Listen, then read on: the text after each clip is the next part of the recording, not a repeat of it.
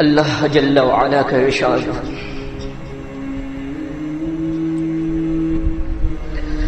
یا ایھا الذین آمنوا اذا نودی للصلاة من یوم الجمعة فاسعوا الی ذکر اللہ.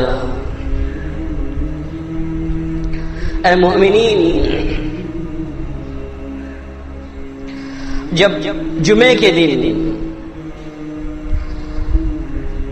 جمعے کے لیے ندا کی جائے، آذان دی جائے، تو اللہ کے ذکر کی جانب دوڑے چلے آؤ. جمعے کے دن کی اہمیت، اس کی فاریت محمد الرسول اللہ صلی اللہ علیہ وسلم نے بتائی.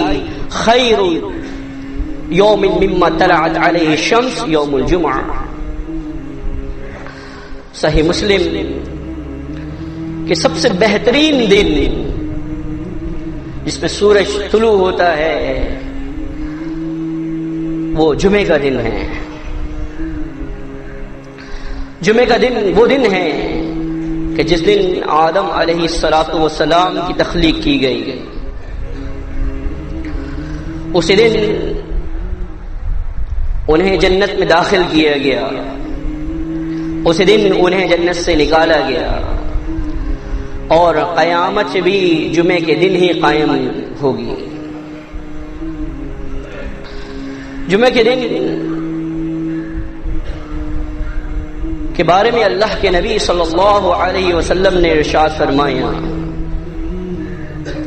الغسل یوم الجمعہ واجب علی کل محتلم.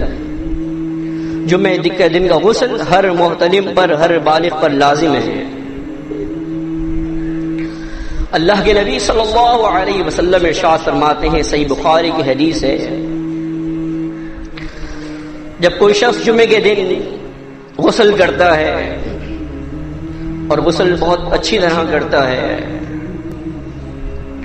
اس کے بعد جو اللہ رب العالمین نے اسے میسر ہے اس کو، اس میں سے خوشبو وہ لگاتا ہے، اور پھر وہ جمعے کے دن نکلتا ہے. فی روایت لا یتخطی رقاب الناس، وہ لوگوں کی گردنیں نہیں پھیلانتا. لا یفرق بین اثنین، دو کے درمیان تفریق نہیں کرتا، اور جمعے کے دن آ کر بیٹھ جاتا ہے اور امام کا خطبہ سنتا ہے خاموشی کے ساتھ. تو ایسے شخص کے آئندہ گناہ جو جمعے تک ہیں وہ سب معاف کر دیے جاتے ہیں. اللہ کے نبی صلی اللہ علیہ وسلم نے ارشاد فرمایا الصلوات الخمس والجمعة إلى الجمعة ورمضان إلى رمضان مكفرات ما بينهن إذا اجتنبت الكبائر. 5 نمازیں اور ایک جمعے سے لے کر دوسرے جمعے تک، اور ایک رمضان سے لے کر دوسرے رمضان تک کے درمیان کے جو برائیاں ہیں وہ اللہ رب العالمین تمام معاف کر دیتا ہے، جبکہ بڑے بڑے گناہوں سے اجتناب کیا جائے. ان رسول اللہ صلی اللہ علیہ وسلم ذکر الجمعہ، اللہ کے نبی صلی اللہ علیہ وسلم نے جمعے کے دن کا ذکر کیا. وقال، آپ نے فرمایا فیہ ساعۃ لا یوافقها عبد مسلم وهو قائم یصلی وَيَسْأَلُ اللَّهُ تَعَالَى شَيْئًا إِلَّا أَعْطَاهُ إِيَّاهُ. کہ مسلم بندہ جمعے کے دن ایک ایسی ساعت ہوتی ہے، ایک ایسی گھڑی ہوتی ہے، اس میں وہ کھڑا ہو کر نماز پڑھے اور اللہ رب العالمین سے جو کچھ مانگنا ہے مانگے، تو اللہ اس کو جو کچھ وہ مانگتا ہے اسے عطا کر دیتا ہے. وَأَشَارَ بِيَدِهِ يُقَلِّلُهَا، اللہ کے نبی صلی اللہ علیہ وسلم نے اپنے ہاتھ سے اشارہ کرتے ہوئے فرمایا کہ وہ گھڑی بہت تھوڑی ہوتی ہے، یعنی گھڑی جو ہے جس میں اللہ رب العالمین اپنے مسلم بھائی، اپنے مسلم بندے کی دعا قبول کرتا ہے، وہ گھڑی بہت تھوڑی ہوتی ہے. جمعے کے دن کی اہمیت یہ بھی ہے، ترمذی میں ہے صحیح سند سے، اللہ کے نبی صلی اللہ علیہ وسلم نے ارشاد فرمایا ما من مسلم یموت یوم الجمعۃ او لیلۃ الجمعہ کہ کوئی مسلم جمعے کے دن یا جمعے کی رات کو اللہ کے پاس چلا جاتا ہے، انتقال اس کا ہو جاتا ہے، تو اللہ کے نبی صلی اللہ علیہ وسلم نے ارشاد فرمایا فوقاه اللہ تعالی من فتنة القبر، اللہ رب العالمین اس کو فتنہ قبر سے، قبر کی آزمائش سے، اس کے فتنے سے نجات دے دیتا ہے۔ جمعے کا دن وہ دن ہے کہ ترمذی میں صحیح سند سے حدیث ہے، اللہ کے نبی صلی اللہ علیہ وسلم نے ارشاد فرمایا ان جہنم لا تسجر یوم الجمعہ، جمعے کے دن جہنم کو دہکایا نہیں جاتا۔ جمعے کے دن نماز اس وقت کہ جبکہ امام خطبہ بھی دے رہا ہو، یہی وجہ ہے کہ نماز پڑھنی چاہیے۔ اللہ کے نبی صلی اللہ علیہ وسلم نے ارشاد فرمایا، صحیح مسلم کی حدیث ہے، صحابی رسول سلیق غطفانی رضی اللہ تعالی عنہ آئے ورسول اللہ صلی اللہ علیہ وسلم یخطب، اور اللہ کے نبی صلی اللہ علیہ وسلم خطبہ دے رہے تھے، فجلسا، وہ بیٹھ گئے، فقال یا سلیق قم فرقع رکعتین، آپ نے فرمایا اے سلیق کھڑے ہو جاؤ اور 2 رکعتیں نماز پڑھو، وتجبس فیہما، اور ان 2 رکعتوں کو بہت ہلکا پڑھنا۔ ثم قال، پھر اللہ کے نبی صلی اللہ علیہ وسلم نے ارشاد فرمایا اذا جاء احدكم يوم الجمعة والامام يخطب فليركع ركعتين فليتجبس فيهما، کہ جب کوئی شخص تم میں سے جمعے کے دن آئے اور امام خطبہ دے رہا ہو تو اسے چاہیے کہ اس صورت میں بھی وہ 2 رکعتیں نماز پڑھے، ہاں یہ ضرور ہے کہ اس میں تخفیف کرے، ان نمازوں کو ہلکا پڑھے۔ عمر بن خطاب رضی اللہ تعالی عنہ، صحیح مسلم کی حدیث ہے، خطبہ دے رہے تھے کہ عثمان بن عفان رضی اللہ تعالی عنہ مسجد میں داخل ہوئے، ثم قال، انہوں نے کہا ما بال رجال یتأخرون عن الجمعہ، لوگوں کو کیا ہو گیا ہے کہ وہ جمعے کی نماز میں، جمعے کے دن آنے میں تاخیر کرتے ہیں۔ عثمان بن عفان رضی اللہ تعالیٰ عنہ مخاطب ہوئے اور کہا یا امیر المؤمنین، اے مؤمنین کے امیر، میں نے ندا سنی جمعے کی اور میں نے کچھ نہیں کیا سوائے اس کے کہ میں نے وضو کیا اور میں مسجد آ گیا ہوں۔ فقال الوضوء ایضا، کہا کہ صرف وضو کر کے آ گئے، جبکہ اللہ کے نبی صلی اللہ علیہ وسلم نے ارشاد فرمایا ہے کہ جمعے کے دن غسل کرنا لازم ہے۔ معلوم یہ ہوا کہ عمرا اس بات کی جانچ رکھتے تھے کہ کون جمعے میں آ رہا ہے اور کون جمعے میں نہیں آ رہا، اور کون جمعے میں تاخیر سے آ رہا ہے۔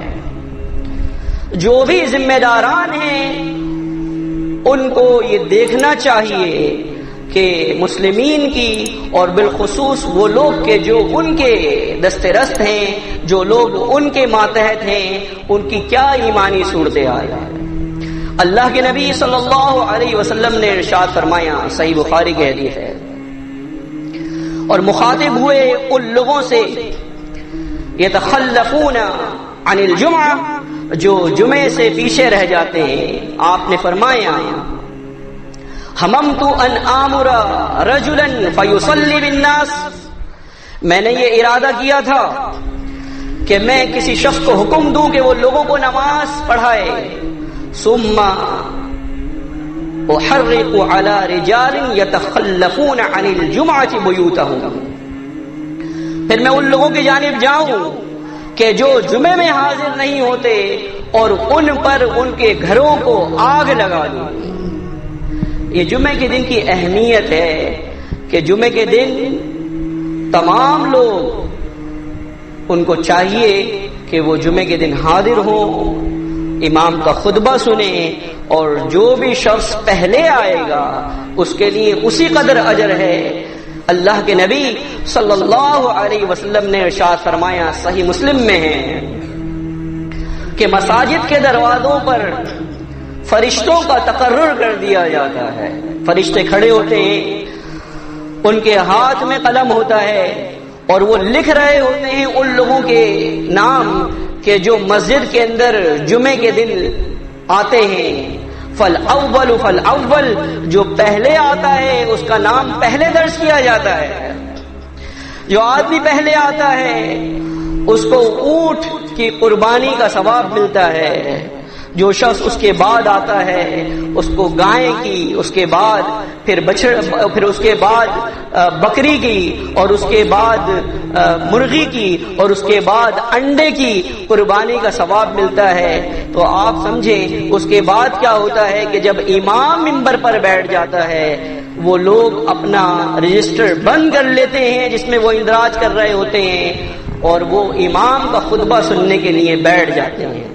تو ذرا وہ سوچیں کہ جو لوگ امام کے منبر پہ بیٹھنے کے بعد آتے ہیں اور اس چیز کو اہمیت نہیں دیتے تو ان کا کیا اندراج فرشتوں کے رجسٹر میں ہوتا ہے یا نہیں ہوتا؟ یقیناً نہیں ہوتا. تو اہتمام کرنا چاہیے جمعے کے لیے.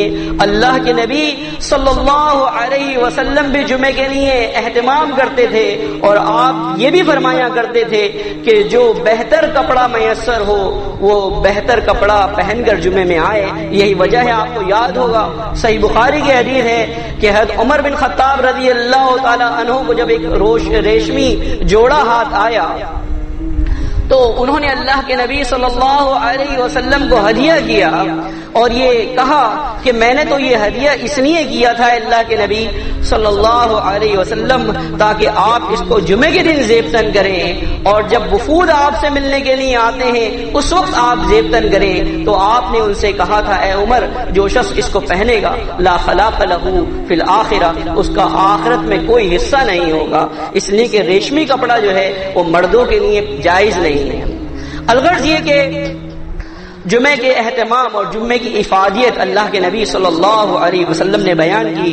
آپ نے فرمایا اکثر الصلاۃ علی یوم الجمعہ ولیلۃ الجمعہ. جامع صغیر میں صحیح سند سے حدیث ہے کہ جمعے کی رات اور جمعے کے دن جو ہے وہ کثرت سے درود مجھ پر بھیجا کرو.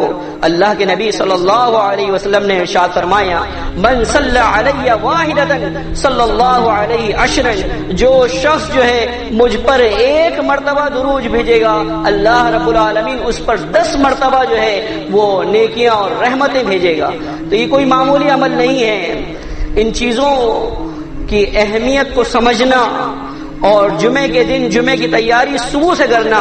اللہ کے نبی صلی اللہ علیہ وسلم بھی جمعے کے دن کی جب فجر کی نماز ہوتی تو اس کے اندر خاص صورتیں تلاوت کیا کرتے تھے. آپ اللہ کے نبی صلی اللہ علیہ وسلم صحیح مسلم میں ہے آپ الف لام میم تنزیل حل اتى علی الانسان کی تلاوت جمعے کے دن فجر کی نمازوں میں کیا کرتے تھے اور اس کے بعد سے ہی جمعے کا اہتمام شروع کر دیا کرتے تھے. یہ اللہ رب العالمین کی بڑی فضیلت ہے ان لوگوں پر کہ جو سنت کی اہمیت کو سمجھتے ہیں، سنت کو یاد کرتے ہیں، یاد رکھتے ہیں، احادیث کو اور آگے پہنچاتے ہیں. اللہ کے نبی صلی اللہ علیہ وسلم کان یقرؤها، آپ سورہ قاف کی تلاوت جمعے کے دن ہر جمعے کو کیا کرتے تھے. اور اخت عمرہ رضی اللہ تعالی عنہا کہتی ہیں کہ اخذت القاف والقرآن من فی رسول اللہ صلی اللہ علیہ وسلم، میں نے قاف والقرآن المجید اللہ کے نبی صلی اللہ علیہ وسلم کے پڑھنے کے باعث یاد کر لی. یقرؤها کل جمعہ، اللہ کے نبی صلی اللہ علیہ وسلم ہر جمعے کو منبر پر اس کی تلاوت کیا کرتے تھے سورہ قاف کی. آپ یہ دیکھیں کہ جو کام کرنے کے ہیں لوگوں نے انہیں چھوڑ دیا.